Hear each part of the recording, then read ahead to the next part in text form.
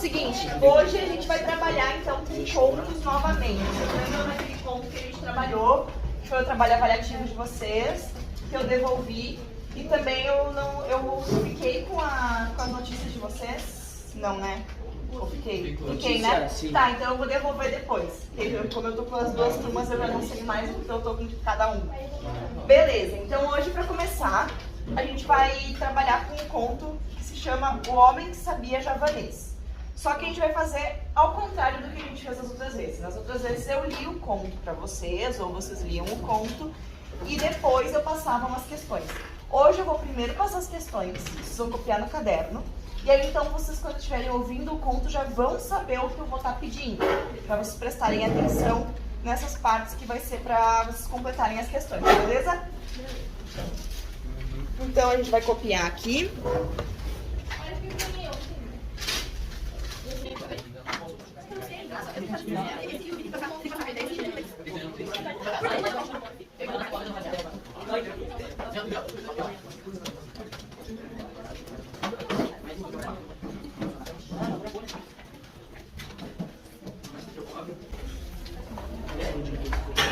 Deixem em torno de 4 linhas entre cada pergunta, tá? Quem deixa a linha, ou deixem para responder no final também.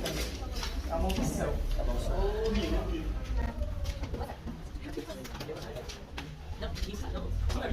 A gente pode ir.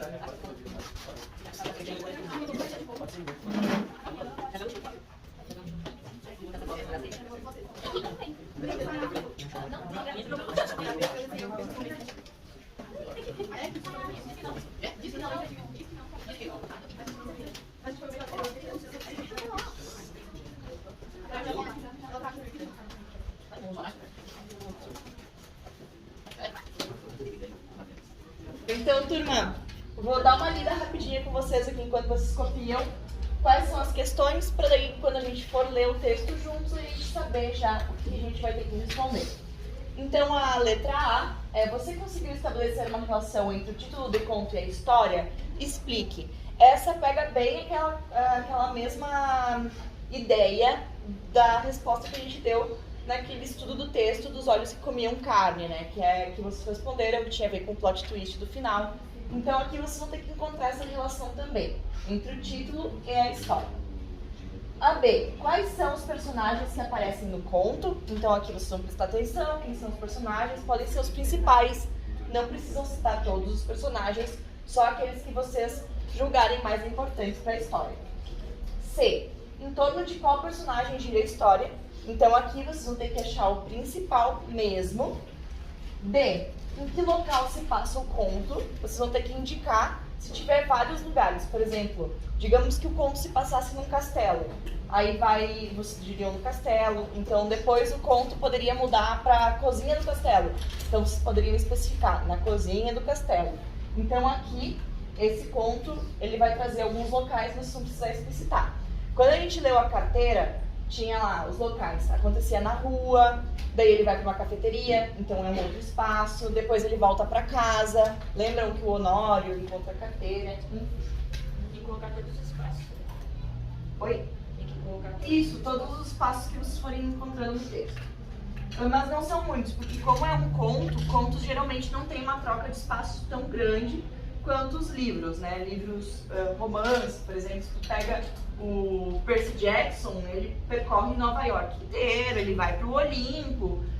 Já num conto não, ele ficaria somente, por exemplo, numa cabaninha do acampamento. Não sei se vocês conhecem Percy Jackson. Então, quem narra o texto? Vocês vão encontrar um narrador, que nem vocês encontraram naquele estudo de texto, só que naquele eu tinha perguntado se o narrador participa. E aqui vocês vão ter que encontrar um narrador. Talvez o narrador seja um personagem, talvez o narrador seja só um narrador observador, que é o que narra em terceira pessoa. Aí eu preciso identificar. F. Qual é o momento em que acontece o maior conflito no conto e como ele é resolvido? É aquele momento de tensão no conto, que nos olhos que comiam carne, a gente tinha o momento ali que ele estava fazendo a cirurgia e logo depois ficava com a faixa e nós, leitores, ficávamos: meu Deus, será que a cirurgia deu certo ou não? E aí a maior tensão estava no doutor tirando a faixa lá, os enfermeiros tirando a faixa da cirurgia do Paulo. Oi. E aí nesse texto também a gente vai ter um momento com um conflito mais importante. Vocês vão ter que dizer pra mim como que ele é resolvido depois. E a última, a letra G, esse texto tem um final conclusivo, justifique, que é aquela ideia também que a gente já trabalhou, de se o texto ele tem um final que realmente nos explica e nos dá uma conclusão total de todo o enredo da história, ou se ele é um texto que deixa margem para o leitor ficar querendo saber mais, certo? Então eu vou dar um tempinho aí para vocês copiarem, cerca de 10 a 15 minutinhos, aí a gente já vai para a leitura do texto. Prestem atenção. O homem que sabia javanês, Lima Barreto.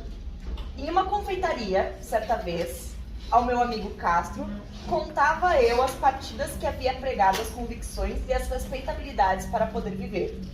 Houve mesmo uma dada ocasião, quando estive em Manaus, em que fui obrigada a esconder a minha qualidade de bacharel para mais confiança obter dos clientes, que afluíam ao meu escritório de feiticeiro e adivinho. Contava eu isso. Então, o que ele está falando aqui, né? Que ele está numa confeitaria, conversando com um amigo, e ele está contando causos que ele já viveu. Então, ele conta que uma vez ele foi para Manaus, começou a trabalhar como feiticeiro e adivinho. Só que aí, então, ele fingia para as pessoas que ele não era formado na faculdade, que, na verdade, ele não era um feiticeiro. O meu amigo me ouvia calado, gostando daquele meu Gil Blas vivido. Até que em uma pausa da conversa, ao esgotarmos os copos, observou: tu tens levado uma vida bem engraçada, Castelo. Só assim se pode viver. Isso de uma ocupação única. Sair de casa a certas horas, voltar às outras. Aborrece, não?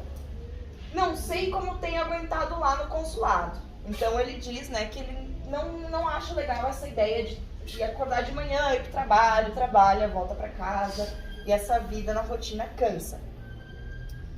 Cansa-se. Mas não é isso que me admiro. O que me admira é que tenhas corrido tantas aventuras aqui nesse Brasil imbecil. Qual? Aqui mesmo, meu caro Castro, se podem arranjar belas páginas da vida. Imagina tu que eu já fui professor de javanês. Quando? Aqui? Depois que voltaste do consulado? Não, antes. E, por sinal, fui nomeado cônsul por isso. Conta lá como foi. Bebe mais uma cerveja? Bebo. Mandamos buscar mais outra garrafa, enchemos os copos e continuei. Eu tinha chegado